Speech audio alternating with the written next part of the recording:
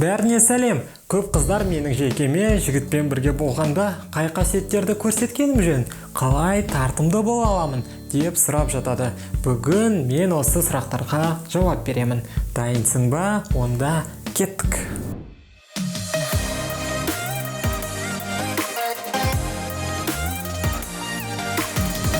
Бірінші бұл қорғансыздық және осалдылық. Себебі біз өмір сүріп жатқан заманда көп қыздар мықты және өздерін қорғай алатындай көрінгісі келеді.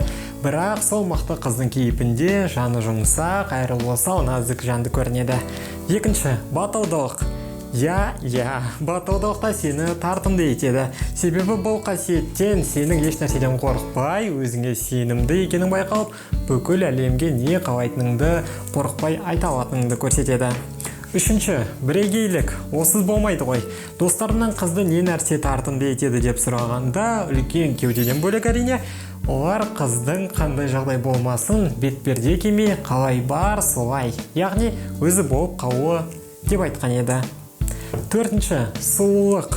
Оны мен сізде білетін шығарсың. Бірақ физикалық тартымдылық романтикалық қарым-қатынас үшін өте маңызды. Жан сұлулығы қайда қалды сонда?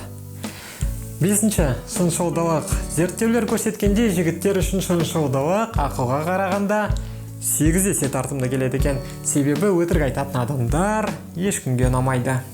Келесі, менменділік пен өзін жақсы көру. Бұл қанша жерден біртүрлі көрінсе де, жігіттер бұл қасиеттерді тартымды көреді. Жетінші, риясыздық. Орысша непосредственность немесе спонтанность. Бұл қасиеттер жігіттерді көңілсіз кештерден құтқарады. Сол себепті есіне сақтап алуға тырыс. Сенің ойыңда не жүргені белгісіз болса, жігітпен саған кездескен қызық болады. Сегізінші, діндарылық. Көп жігіттерге қызбен жүргенде бұл қасиет маңызды рөл атқарады. Тоғызыншы, құмарлық, орысша страсть. Бұл жерде барлығы белгілі. Және соңғысы бұл эксперименттерді жақсы көру.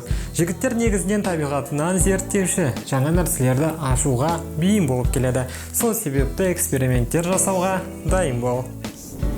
Бүгінге осы айтылған кеңестер арқылы ұнатып жүрген жігітіңді тезірек қаратып алуыңа тілектеспін. Сол себепті тез лайк басып, өз пікіріңді төменге жаз. Бұл тақырып жайында көбірек ақпарат білгің келсе, дәл қазір менің төмендегі инстаграмыма кірсең болады. Жаңа видеолардан қорғалмау үшін каналға тіркелуді ұмытпа. Сенімен бүгін болған мен, Санжар Айдар. Келесі видеоларда көріскенше.